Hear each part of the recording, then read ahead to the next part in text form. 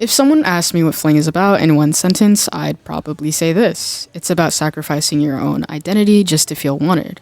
And what's really fascinating is that almost every lyric in the song points back to that exact idea. Before we get into the lyrics though, there's a bit of history here. Fling is the third track on Census Designated, Jane Remover's second studio album released through Dead Air Records. It was written and produced entirely by Jane, with additional guitar and bass from Douglas Dulgarian. Interestingly, it actually began life as an alternate version of Search Party from Frailty, which makes sense once you start looking at the themes. Both songs revolve around desperately seeking connection, but Fling feels much more mature. Instead of wondering if someone will find you, it's about realizing what you've become just to keep someone around. The first line of Fling is,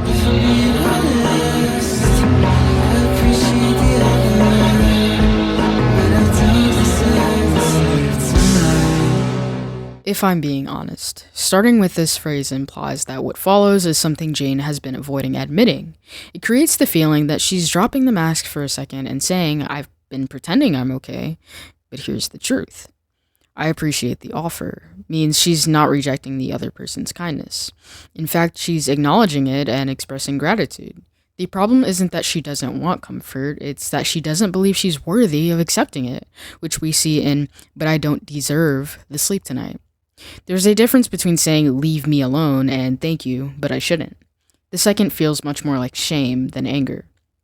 Jane doesn't say, I can't sleep, I won't sleep, or I shouldn't sleep, but specifically that she doesn't deserve to. Deserve turns sleep into something moral rather than physical. Sleep, normally just a biological necessity, becomes a reward that has to be earned. That's an incredibly guilty mindset we're starting off with. The sleep tonight also implies something happened tonight. This isn't a permanent belief, I'll never deserve sleep. It's tied to a specific event, mistake, or confession, almost as if she's thinking, maybe tomorrow, but not after what I did today. Sleep has always been a symbol of innocence and peace in literature. When you're asleep, you're no longer fighting, you're vulnerable, your conscience goes quiet, and the day is over. So refusing sleep is almost like refusing forgiveness or peace. Instead of letting the day end, she feels she needs to stay awake with her guilt.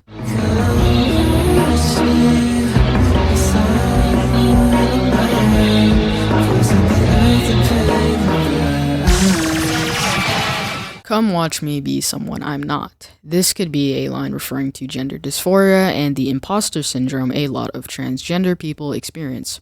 Or alternatively, she could be speaking on how in the past, she pretended like she wasn't a girl and would put on a different persona to please others.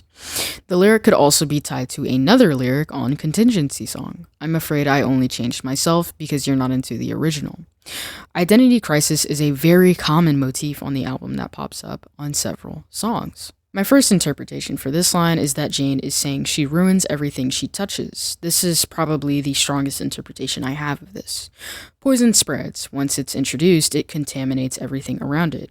Jane sees herself as doing the same thing, not just I made a mistake, but I infect the people and places around me. That's why it's the earth rather than one person. The imagery is intentionally enormous. Her guilt has become so inflated that she feels like her actions corrupt an entire world. My second interpretation is that this line is about becoming a worse version of yourself. This ties directly into the previous line, be someone I'm not. If she's being someone she's not, then poisoning the earth could be the actions of that false self. Almost like, watch me become this horrible version of myself that hurts everyone. It's less about literally changing identities and more about feeling disconnected from your own morality. Someone who's overcome by anger, addiction, resentment, or self-destruction often says, that wasn't me. This lyric captures that feeling while still accepting responsibility for it.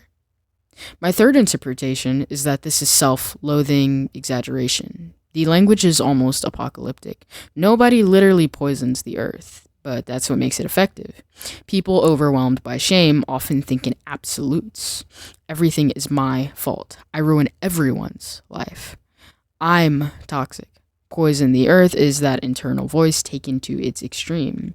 Jane isn't making an objective statement maybe, but pressing the scale of how guilty she feels. And pay the price is just as important. Notice there's no attempt to justify what she's doing. She's not saying it wasn't my fault or you made me do it. Instead, she's immediately following destruction with punishment. She acknowledges what she's doing is bad and already expects consequences. It's almost like she's saying, watch me become this awful person, then watch me get exactly what I deserve, which connects all the way back to I don't deserve the sleep tonight. Both lines revolve around the same idea functionally. I did something terrible and I deserve to suffer for it. Putting it all together, the progression of the verse is incredibly deliberate. I appreciate the offer, someone offers kindness, but I don't deserve to sleep tonight. I reject kindness because I deserve punishment. Come watch me be someone I'm not, witness the version of me guilt has created, and poison the earth and pay the price. I believe I've become someone who harms everything around me, and I fully expect to suffer for it.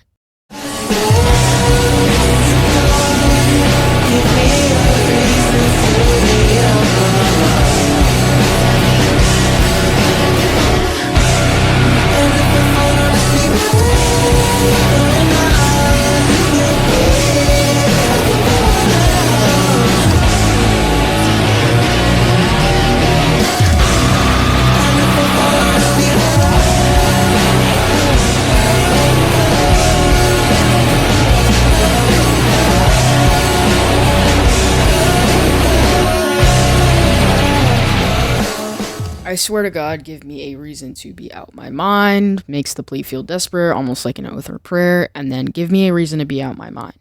There are two ways I hear this. One is please justify why I'm losing it. She's already on the edge emotionally and is begging for an explanation that makes her feelings make sense.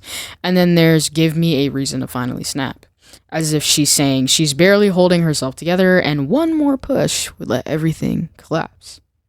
Then there's tell me I'm good, I'm a good girl. This refrain is heartbreaking because it never changes.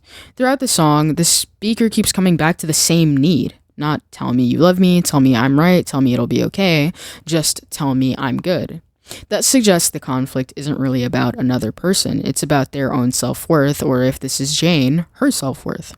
The phrase good girl sounds almost childlike. It evokes praise you'd hear from a parent, teacher, or caregiver. It's simple enough that it feels like she's reaching back toward a more basic desire, to be told she's worthy and accepted and good. It's kind of contradicting the self-loathing we see earlier, or not contradicting it, but tying into it. She's acknowledging that she's probably not a good person with poison the earth and things like that, and is asking, okay, well, if I'm this bad person, please tell me I'm good. Please tell me that I'm wrong about myself. And if I fall, don't ask me whether or not you'll be at the bottom. This is one of my favorite lines. Usually, when someone says they'll be there if you fall, they're promising support. This lyric flips that idea. She's not worried about herself hitting the bottom. She's worried about taking someone else with her. She's saying, don't ask if you're going down with me, or don't make this about whether you'll survive my collapse. There's a deep fear here that her own breakdown will hurt the people around her. That fits perfectly with the earlier image of poison the earth. Jane consistently sees herself as dangerous to others. Don't ask me. This wording is important. She's not saying you won't be. She's saying don't ask. This implies she either doesn't know the answer, doesn't want to think about it, or already fears the answer is yes. Avoiding the question becomes a form of protection. And the final, yeah. And if I fall, don't ask me, yeah. This little addition changes the emotional tone. A simple yeah is often something someone says when they're asking for confirmation, like, you'll catch me? Yeah. Or, you'll be okay? Yeah. Ending on that half question makes the whole thought feel unfinished. It's like the conversation cuts off before reassurance ever really arrives. Jane never gets the certainty she's looking for. Looking at the chorus as a whole, I think the chorus tells the story of someone caught in a painful cycle, whether that's Jane or not. She's mentally unraveling, she craves reassurance that she's still a good person, she's terrified of her collapse and that it will hurt the people she loves, and she can't even bring herself to finish the conversation that might reassure her. What's striking is that every fear ultimately points back to the same insecurity. Am I still good, or am I good? The earlier verse says, I don't deserve the sleep tonight. Then later, tell me I'm good.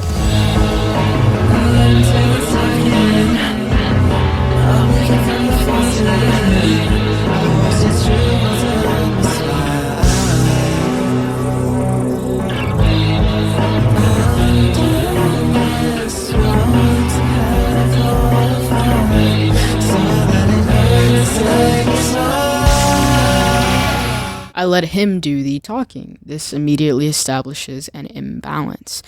She's not speaking for herself, she's letting someone else define the conversation, the relationship, or even who she is. That could mean she's too afraid to say what she really feels, she's emotionally dependent on this person, or she's simply become passive because it's easier than risking conflict or dealing with things herself. This contrasts with the earlier desperation to be told she's a good girl. Here, someone else's voice carries more weight than her own. I'm leaking from the faucet. This is probably the most vivid image in the verse. Leaking suggests something that's slowly escaping. It can represent tears, emotional exhaustion, identity slipping away, literal water or liquid, or even affection that's being drained from someone. A faucet normally controls the flow of water. A leaking faucet is broken. It wastes water little by little, often so slowly that you barely notice it happening. So rather than exploding emotionally, I think Jane is quietly wearing away. I watch it trickle down my spine. This is a very physical image. The leak isn't somewhere distant, it's running over her body. It almost sounds like she's watching herself fall apart without stopping it. Because the word watch is important. She's not trying to fix it, she's just observing it. That passivity echoes the first line, I let him do the talking. Everything in this verse is happening to her. Undone, it's wrong to have all the fun. Undone can mean emotionally unraveling, but it also has a clothing connotation, something unbuttoned or exposed, which fits the intimacy of the verse. Then comes the really interesting part. It's wrong to have all the fun. This sounds like guilt entering the relationship. Jane probably believes enjoying herself too much would somehow be unfair or selfish. It's almost as though she thinks love should cost something. If she's happy without suffering, then something must be wrong. She needs to pay the price. So I let it hurt to say he's mine. This is the emotional payoff that we were talking about earlier, the consequence. Normally saying he's mine would be triumphant. Instead, she's basically saying she's letting it hurt.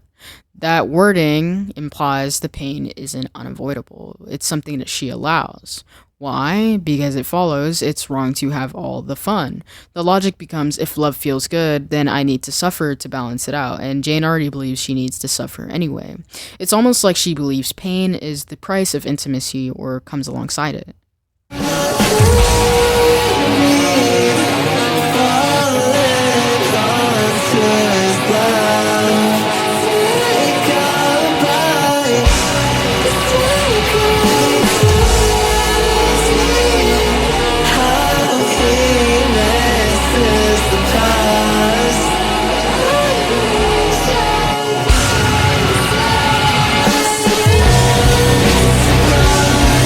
Arm candy falling onto his lap. Arm candy is an interesting phrase. I don't really know how to interpret this.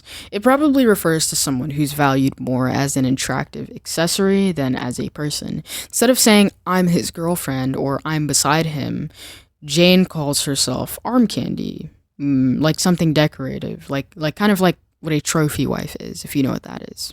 The phrase fallen onto his lap makes it even more passive. She isn't acting, she's positioned there. It reinforces the idea from the previous verse. I let him do the talking. Throughout the song, Jane rarely has agency, except for the beginning, it feels like. Things happen to her. She's not doing anything. Take a bite. This line is interesting because it's so abrupt, but it also kind of ties into the first line, arm candy, On its own, it evokes consumption. If Jane is the arm candy, then take a bite almost extends that metaphor. I'm something to consume or be consumed through looking. Not literally, of course, but emotionally or physically. It reinforces the feeling that she's being used rather than understood. Also, I'm not sure if it was Cage Girl, Cam Girl, or Video, but Jane says, chew me up, spit me out before you can swallow. I'm pretty sure that's Cage Girl, Cam Girl. And in that song, I'll put the analysis up on the screen here.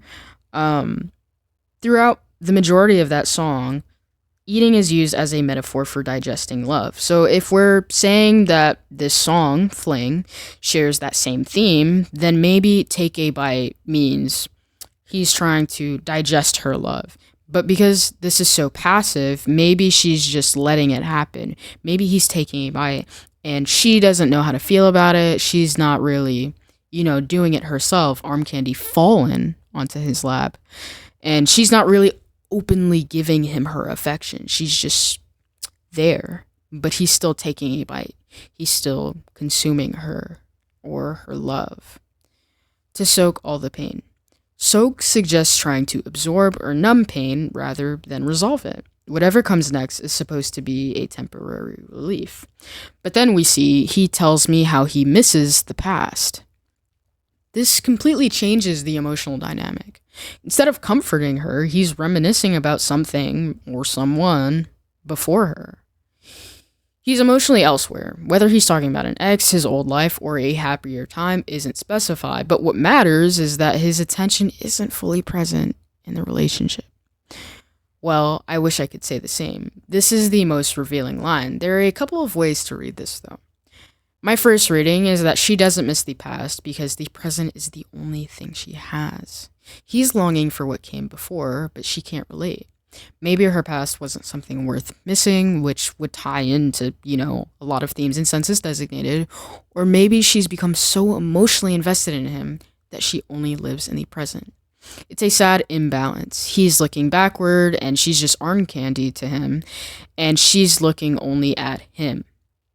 Reading 2 is that the past hurt her. This might be the stronger interpretation. If earlier lyrics are about guilt and believing she deserves pain, then saying, I wish I could say the same could mean, I wish I had a past worth missing, but I don't. It's almost envious. He has memories he wants back, and she doesn't. The third reading is that she wishes she could stop loving him. This one depends on the broader context, but it's compelling nonetheless. If he's emotionally stuck in the past while she's clinging to the relationship, I wish I could say the same can mean, I wish I missed the past instead of still wanting you. In other words, I wish I could emotionally move somewhere other than here.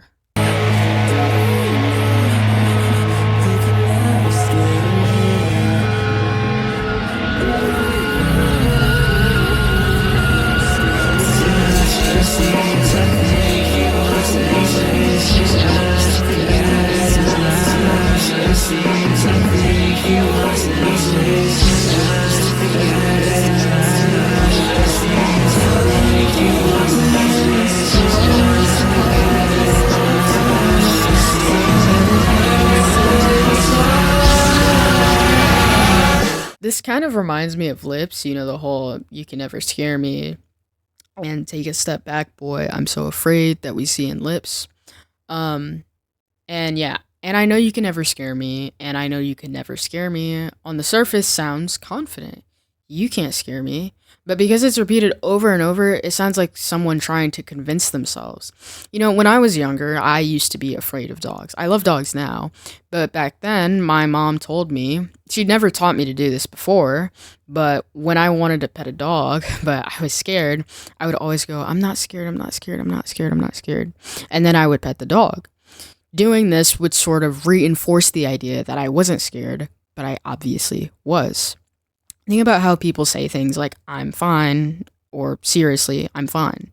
The repetition can make it feel less certain, not more. So instead of confidence, I hear reassurance. You won't hurt me, right? Because she's saying, and I know you can never scare me. I know you can never scare me, right? Like, that's what I'm hearing. To ask what it seems. This song is kind of intentionally vague, as most things Jane Remover are. Jane never actually says what she's asking. That omission creates hesitation. It's like she's dancing around something she can't bring herself to say directly, which, contrasts the beginning of the song where she was like, if I'm being honest. She's almost saying here to ask the obvious or to ask what we're both thinking. The uncertainty mirrors the emotional uncertainty running through the whole song and, most of Census Designated. I think he wants it. Notice the phrase, I think. She's guessing. She doesn't know. She's guessing. She's interpreting someone else's desires instead of hearing them outright. That's consistent with someone who's insecure. They're constantly trying to read another person's mind, maybe to protect themselves or to be more prepared for things that happen so that they're better equipped to deal with them. Throughout this whole song, Jane is kind of, insecure and uncertain. He's itching just to get a turn. This wording is pretty interesting. Get a turn makes affection sound transactional, or like there's a cue almost. Jane stops feeling like an individual and starts feeling like something people take turns possessing. Whether that's literal or metaphorical, it creates a sense of being reduced to an opportunity or object rather than being seen as a person. Pairing these lines together, I think he wants it and he's itching just to get a turn is obviously, it points towards some more suggestive, you know, situations that might be occurring. I'm not going to say too much about that because, I am a minor, but you can interpret that as you want. The really interesting thing about these lines to take away is that he's itching just to get a turn suggests that there is someone else, which we haven't really heard much of in this song. But this also ties into the arm candy kind of thing, the objectification that we saw there. She's just arm candy, she's just a trophy, and he's itching just to get a turn with this highly sought after thing instead of treating her like a person. I think he wants me, he's itching just to get inside. This raises the emotional stakes. The shift from wants it to wants me is very important. Wanting it could refer to anything, but wanting me becomes much more personal and, solidifies the, suggestive situation that is probably happening. Then he's itching just to get inside. This can absolutely be read as sexual imagery, but I don't think that's the only layer. Getting inside can also mean gaining access, crossing emotional boundaries, possessing someone completely, or trying to reach what's underneath the surface. Because the song is so concerned with identity, be someone I'm not, it almost feels like people are constantly trying to get through Jane rather than simply know her, or, they're trying to achieve her in a way, obtain her, rather than just be with her or treat her the way she should be. Why these thoughts are underneath You Can Never Scare Me is kind of one of my favorite things about this song structurally. The confident line sits on top. You can never scare me. Then underneath are thoughts like, I think he wants, he's itching. It's almost like she's trying to drown out intrusive thoughts or the negative thoughts she's having. The surface voice says, I'm not afraid, but her subconscious keeps whispering, but what if this is what's happening? What if he is treating me this way?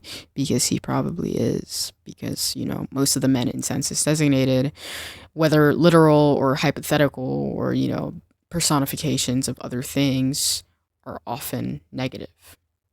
The arrangement itself mirrors inner conflict. Now, returning to Undone, it's wrong to have all the fun, so I let it hurt to say he's mine. After all of those anxious thoughts, we return to the same conclusion. That's important. She doesn't suddenly become angry, she doesn't leave, she doesn't confront him. Instead, she falls back into the same belief. Love should hurt. It's almost ritualistic. Every insecurity leads back to self-punishment. I think this section is about uncertainty and surrender. The speaker is constantly guessing what the other person wants. I think he wants it. I think he wants me. Notice that nowhere do they say, he told me. They're trapped interpreting signals instead of communicating directly. Combined with earlier lyrics like, I let him do the talking, it paints a picture of someone who has given the other person enormous emotional power over them. They become hyper aware of what they think he wants, while their own wants almost disappear from the lyrics. The repeated You Can Never Scare Me reads less like fearlessness and more like an affirmation against fear, as I said before, and by repeating it over increasingly anxious thoughts, the song suggests the speaker is trying to hold on to a sense of safety even as these doubts, insecurity, and self-sacrifice keep surfacing underneath. It's that contradiction between the confident refrain and the vulnerable inner monologue that gives this section so much emotional tension. Now that we've, taken account of all of the lyrics, I think that Fling is about someone who desperately wants love and reassurance, but believes they're fundamentally undeserving of both, so they accept pain as the price of being loved. This someone could be Jane, this could be Cage Girl, this could be Cam Girl from Cage Girl, Cam Girl, this could be, an unknown girl, an imaginary girl, it could be literally anything. And I think the man could be, a real man, a hypothetical man, or, personification of a real thing. So, the personification of, I I don't know what it's called, but people who take advantage of you, or like the fear of being taken advantage of. He could be that, or this could literally be one of Jane's exes or, boyfriend if she has one right now. The song revolves around one central contradiction, though. They long to be told they're good, and they can't believe it if no one tells them that. Everything else grows from that, whether this is Jane or not. That's the central contradiction. At the beginning, Jane is consumed by shame. I don't deserve the sleep tonight. She doesn't just feel guilty, she feels like comfort itself is something that she hasn't earned and probably will not earn for the rest of that night. Assuming this is one night, that means throughout this whole song, she never feels like she earns comfort or peace or the, kind of comfort that you get from sleeping. Then that shame spills into her relationships. She lets someone else speak for her. I let him do the talking. She watches herself emotionally leak as if she's slowly disappearing, and she convinces herself that love shouldn't come without suffering. It's wrong to have all the fun, so I let it hurt to say he's mine. Instead of seeing pain as a sign something is wrong, which is, fundamentally the point of pain in most mammals, she almost treats it as proof the relationship is real or something that she deserves for being so, supposedly evil. Throughout the song, she's also constantly trying to interpret the other person's thoughts. I think he wants. She's so focused on what he feels that her own needs become secondary. Meanwhile, the chorus keeps returning to the same plea. Tell me I'm good, I'm a good girl. That's the emotional center of the song. She's not really asking for romance, she's asking for validation of her worth as a person. And then finally, there's the fear that she's inherently harmful. Poison the earth and pay the price, and if I fall, don't ask me whether or not you'll be at the bottom. She believes she'll hurt people she loves just by existing, so she expects punishment and rejects comfort before anyone else can do it for her. I think the song explores 4 major ideas: shame, believing you're bad rather than believing you've done something bad; conditional self-worth, needing someone else to tell you you're good before you can believe it yourself; self-sacrifice, accepting pain because happiness feels undeserved; and emotional dependence, allowing another person's opinions, attention, or affection to define your value. And I think what makes Fling so sad isn't that Jane isn't loved, because that's the majority of Census Designated songs. I don't think there's a single song on Census Designated where Jane is just, happy-go-lucky, frolicking in a field, like enjoying her life. Most of Census Designated is incredibly depressing. What's really sad about Fling, though, what makes it unique, is that she's incapable of receiving love without filtering it through shame, unlike some of the other songs on Census. Someone offers her rest, and she says, I appreciate the offer, and rejects it. Someone belongs to her, he's mine, and it hurts to even say it. She tells herself, you can never scare me, but the repetition suggests that she's trying to silence her own fears. She desperately wants reassurance, tell me I'm good, but she doesn't believe she deserves to hear it. In that sense, the relationship isn't the only conflict. Jane's harsh view of herself shapes every interaction, making kindness feel undeserved and pain feel expected or necessary for everything.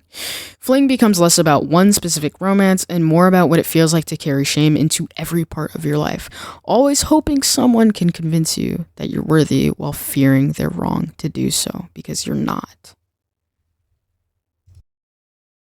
So I guess the shorter summary of Fling is that it's about an unhealthy relationship,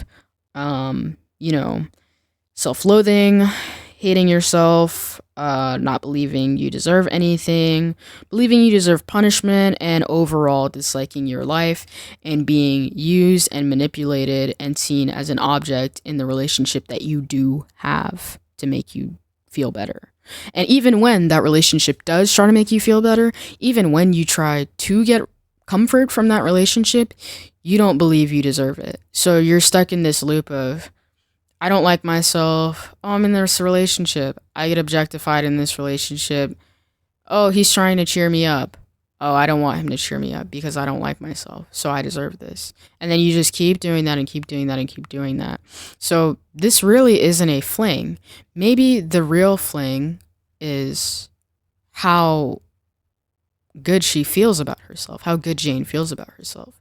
Maybe the fling is, well, for a second I felt really good about myself. For a second, at this point in time, I could feel good about myself, but now I don't. The happiness she had was a fling. Alternatively, the fling could be, the fling the guy was talking about, how he was saying, oh, I miss the past and everything like that. That could literally be the fling. Aside from that, I don't really know what else the title could mean, but that is the song for you guys. Please like and subscribe if you enjoyed the video. Thank you for watching, and bye guys.